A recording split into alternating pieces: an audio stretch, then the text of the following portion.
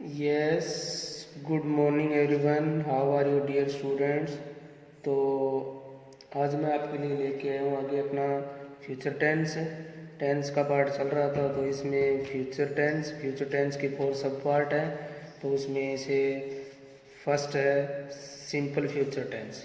यहाँ से स्टार्ट करेंगे हम सिंपल फ्यूचर टेंस।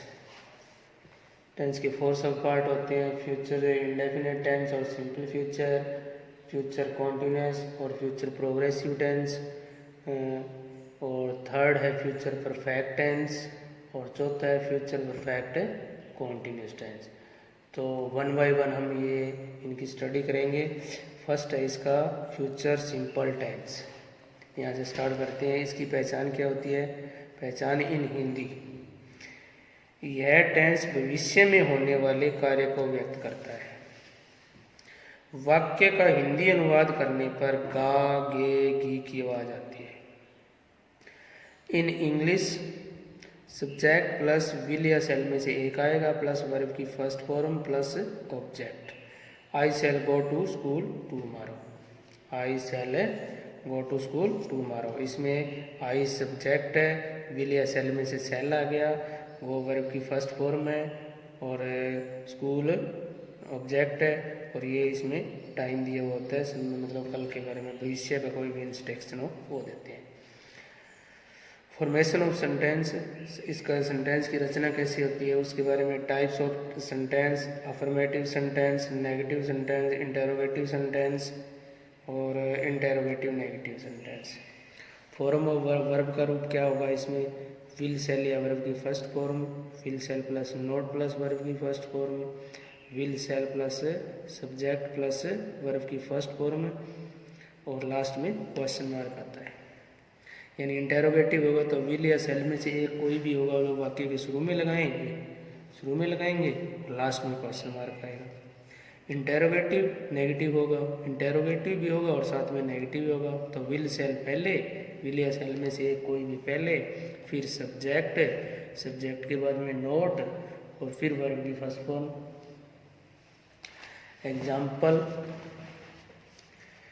एग्जाम्पल में इसमें he will go to Mumbai next week. He subject, will या सेल में से एक आ गया विल, फिर go to Mumbai next week. ये सिंपल सेंटेंस है, यानी अफर्मेटिव कह सकते हैं इसको, अफर्मेटिव सेंटेंस है। Second negative sentence, he will not go to Mumbai next week, ये नोट वाला आ गया, नेगेटिव हो गया। ये will he go to Mumbai next week, ये इंटेरोगेटिव हो गया, और ये लास्ट वर्ड हो गया interrogative negative. Will he not go to Mumbai next week. Use of future simple और future indefinite tense. Future indefinite tense का प्रयोग, यानी कहाँ इस टेंस का प्रयोग कहाँ पे होता है?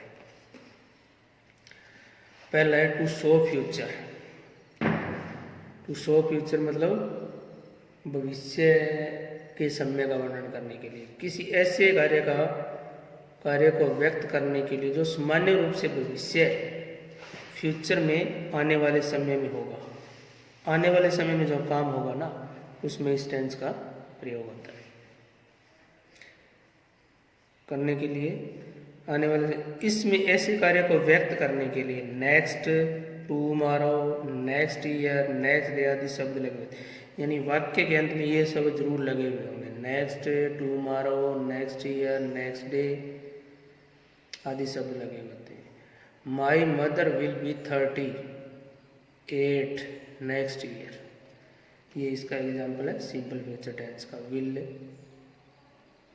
ये बी जो है ना यहाँ पे, ये बी वर्ब का काम कर रहा है, विल बी वो नहीं है, मतलब फ्यूचर कॉन्टिन्यूस टेंस में जो आता है वो नहीं है। ये बी जो है यहाँ पे वर्ब है। I shall go to school tomorrow, अब इसमें I shall go to school tomorrow, ये भी सिंपल फ्यूचर का। सेकंड इसका यूज है to express the speaker's opinion और अजम्पशन अबाउट द फ्यूचर, अर्थात भविष्य के बारे में वक्ता की राय को प्रकट करने के लिए। फिर भविष्य के बारे में स्पीकर जो है वो क्या कह रहा है, उसकी राय बताने के लिए भी इस टेंस का प्रयोग किया जाता है। जैसे I think he will come back, मैं सोचता हूँ, मेरी राय है, मैं सोचता हूँ ही विल कम बैक, वह कल वापिस आ जाएगा। We hope he will work hard, मुझे आशा है कि वह कठोर मेहनत करेगा। We hope he will work hard. Okay, third है इसका यूज, थर्ड यूज इसका है किसी ऐसे कार्य को व्यक्त करने के लिए जिसमें प्रेजेंट इंडेफिनिट टेंस में, किसी ऐसे कार्य को व्यक्त करने के लिए जिसमें प्रेजेंट इंडेफिनिट टेंस में व्हेन, इफ, अनलेस आदि शब्द लगे हुए हो, आदि शब्द बने एडवर्ब दिए हुए, यानी ये एडवर्ब कोई भी हो ना इसमें से व्हेन, इफ, अनलेस और इसके साथ प्रेजेंट सिंपल हो तो दूसरे भाग में फ्यूचर सिंपल या फ्यूचर इंडेफिनिट टेंस आता है। जैसे कि if he work hard he will pass. अब इफ आ गया ना, इफ, व्हेन, इफ या अनलेस, इन तीनों में से कोई भी, इन तीनों से बना हुआ एडवर्ब इसमें यूज होगा। If he work hard he will pass, इधर ये फ्यूचर सिंपल टेंस है और इधर ये प्रेजेंट सिंपल टेंस है। इफ के साथ वर्ब की ये फर्स्ट फॉर्म है, इसी तरह अनलेस के साथ ये वर्ब की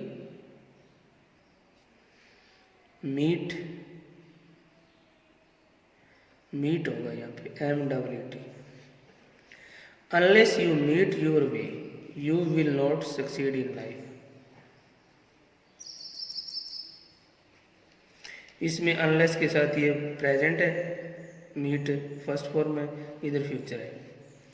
fourth, sometime the simple future tense is used to express habitual action और जनरल ट्रूथ।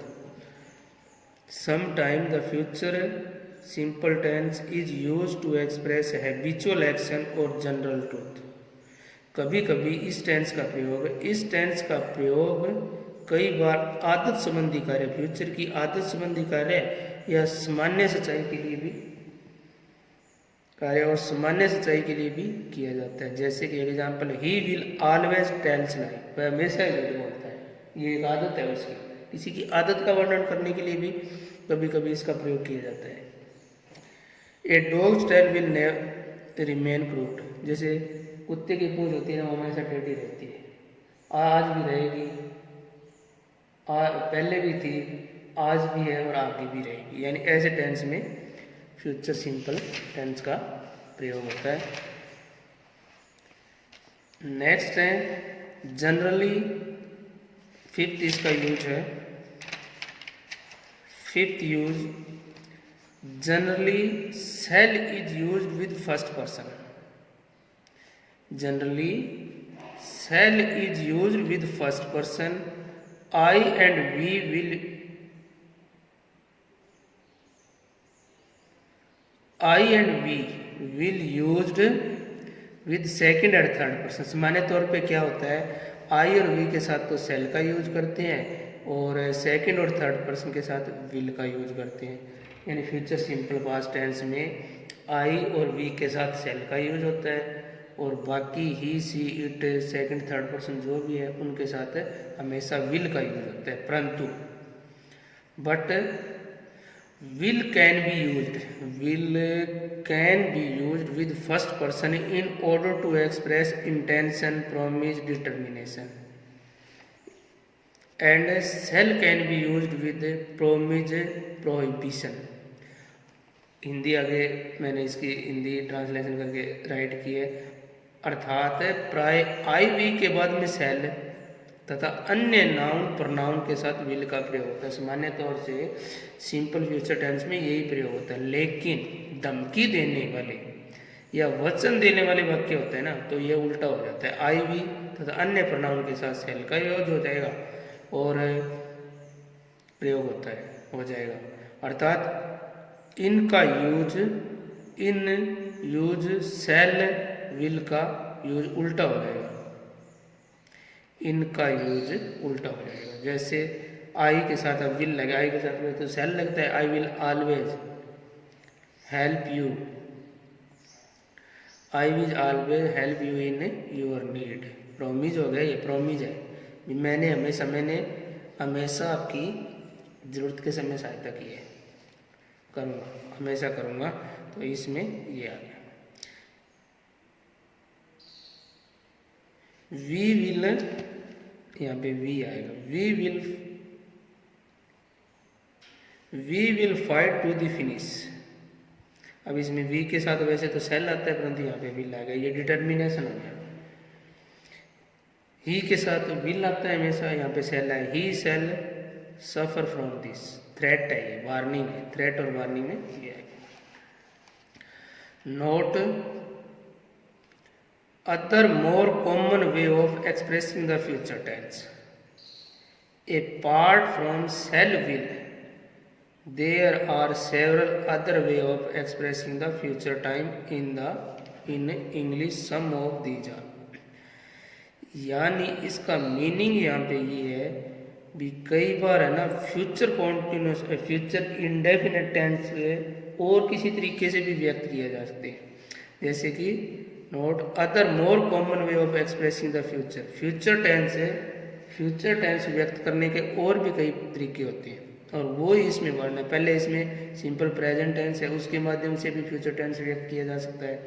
दूसरा प्रेजेंट कॉन्टिन्यूस टेंस है, उससे भी फ्यूचर कॉन्टिन्यूस टेंस है, उससे भी प्रेजेंट कॉन्टिन्यूस टेंस के माध्यम से भी ये टेंस व्यक्त किया जा सकता है। और तीसरा पॉइंट है गोइंग टू से आगे मतलब ये करेंगे। तो पहला इसका the simple present tense, this tense can be used for a planned future action particularly when it concern a journey.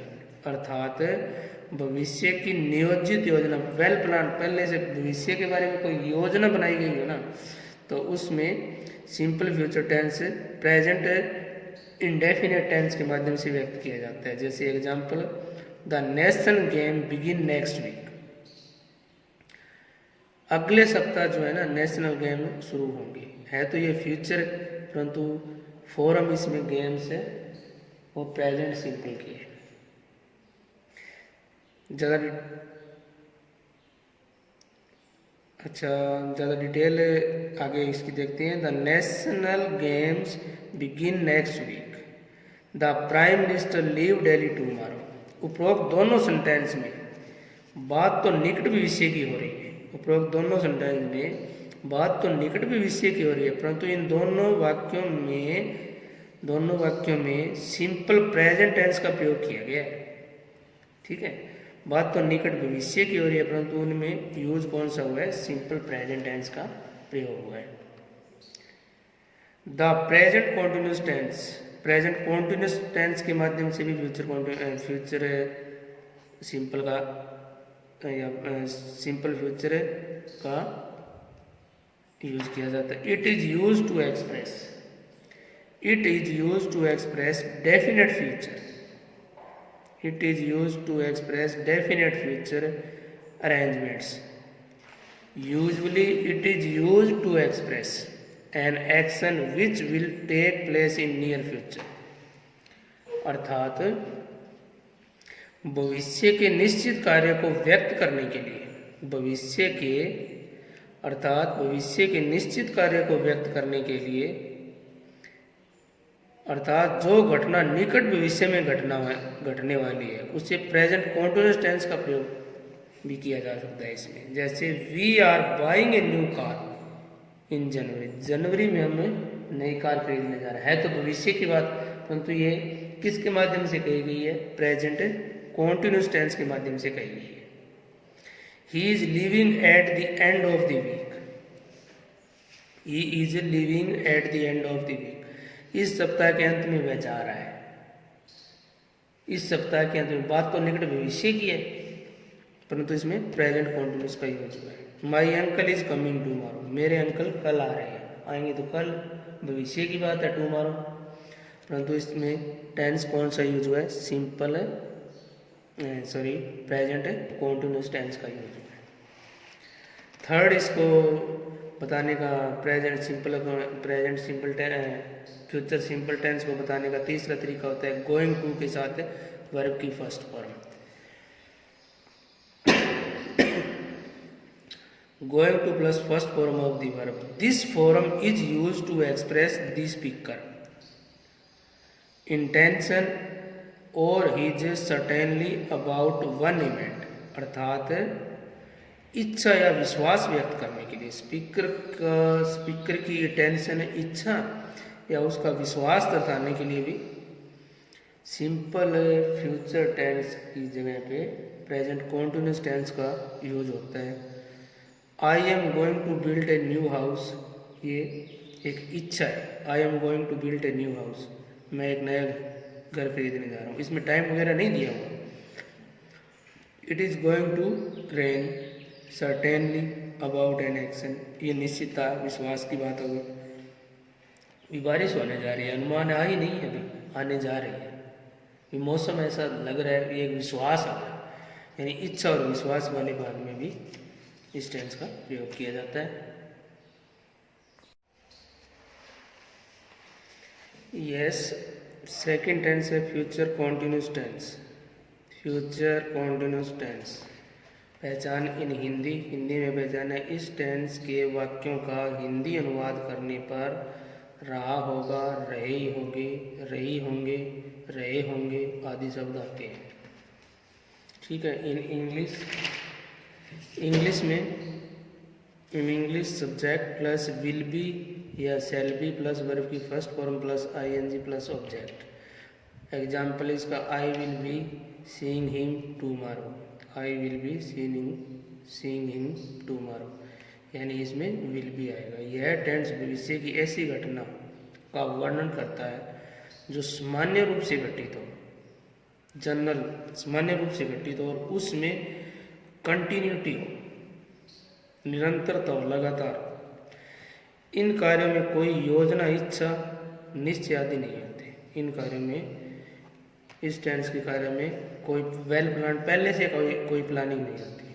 Structure subject plus will be या शैल बी, इन दोनों में से एक आएगा, प्लस वर्ब की फर्स्ट फॉर्म के साथ आईएनजी प्लस ऑब्जेक्ट। एग्जाम्पल हो गया इसका, he will be taking his examination next week, he will be taking his examination next week. तो इसमें विल बी के साथ वर्ब की फर्स्ट फॉर्म के साथ आईएनजी। नेक्स्ट फॉर्म इसकी form, this tense is formed by using shall be will be plus present participle. Present participle होता है पहली फॉर्म के साथ आईएनजी लगना। Present participle first form plus ING. The negative sentence is formed by putting not after shall will, यानी shall will के बाद में नोट लगता है। शैल बी नोट और विल बी नोट, अर्थात नेगेटिव सेंटेंस का प्रयोग शैल विल के तुरंत बाद में होगा, बाद में लगता है, न कि बी के बाद में। अगर ये ऊपर लिखा हुआ है ना बी के बाद में नोट लगाया गया है तो ये रॉन्ग है। ये formula shall not be, will not be, ऐसे आएगा। In interrogative sentence will shall is placed before the subject, और इंटेरोगेटिव सेंटेंस होगा प्रश्नवाचक वाक्य जो होगा उसमें शैल और विल वाक्य के शुरू में आएगा। फॉर्मेशन संरचना, type of sentence, form of verb, assertive sentence या अफर्मेटिव सेंटेंस, विल बी या शैल बी प्लस वर्ब की फर्स्ट फॉर्म के साथ आईएनजी। ऐसे इसका एग्जांपल होगा, he will be coming to us tonight, will be के साथ वर्ब की फर्स्ट फॉर्म के साथ आईएनजी। नेगेटिव सेंटेंस में he will not be coming to us to next time, ये